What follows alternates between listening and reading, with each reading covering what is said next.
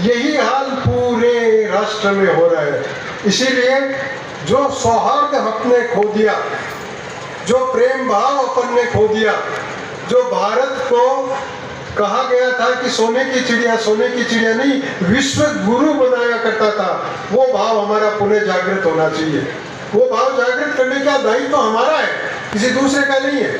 हम किसी को क्यों दोष दें? सरकारों पर हम कई दोष देते हैं, हमारी ये मांग ली, ये मांग ली, ये मांग ली, ये भी उन तक पहुंचाई जाएगी, उनके लिए संघर्ष भी किया जाएगा, लेकिन वो प्रायोरिटी नहीं होनी चाहिए। हमारी प्रायोरिटी ये होनी चाहिए कि हमारे देश में, हमारे गांव में, हमारे समाज में जहां हम रहते हैं, हम बिल्कुल हम बहन भाइयों की तरह रहें, भाई भाई की तरह रहें, कोई एक दूसरे से लड़े नहीं। और छोटी छोटी बातों के लिए उलझ जाते हैं। अगर कोई ऐसी बात पैदा हो गई है किसी गलत कारण से, तो साथ में बैठ के बात नहीं कर सकते क्या?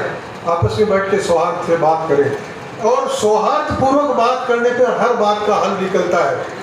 इस प्रकार का वातावरण हमारे समाज का बने, हमारे राष्ट्र का बने, ताकि पुनः हम दुनिया में विश्व गुरु बने।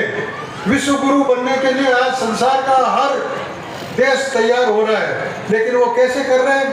गुरुपन क्या है उनमें?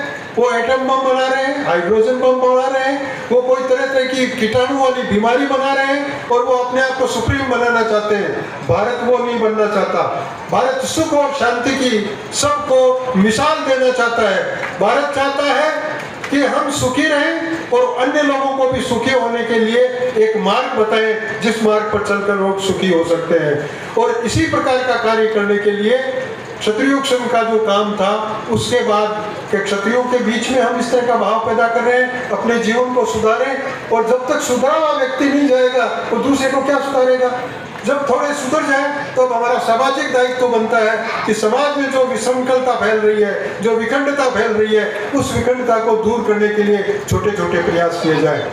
कैसा महात्मा गांधी ने शायद नाम दिया था कि हरिजन, हरि का जन्म, कितना पवित्र नाम है, लेकिन आज हमने उसको गाली बना दिया।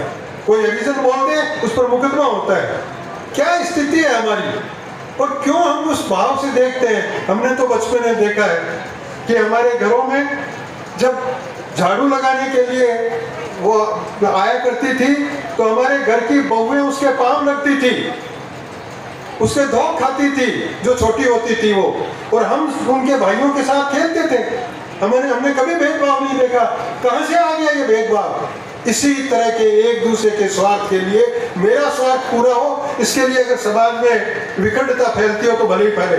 मेरा स्वार्थ पूरा हो, इसीलिए अगर परिवार में विखंडता फैलती है तो भले ही फैले। इस प्रकार का जो भाव पैदा हो गया है, उस भाव को खत्म करना बहुत जरूरी है।